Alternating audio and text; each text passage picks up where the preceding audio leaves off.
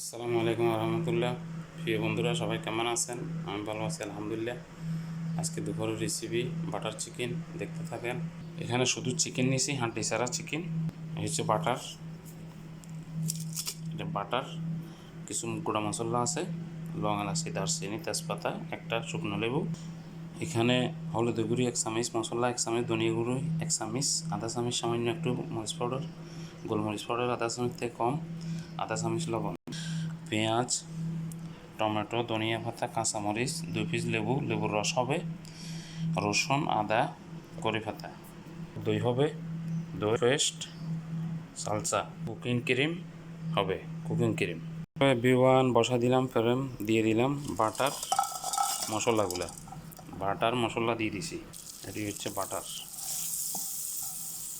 পেঁয়াজ কুচি দিয়ে দিলাম, পেঁয়াজ কুচি, আদা রসুন দিয়ে দিলাম, দিয়ে দিলাম।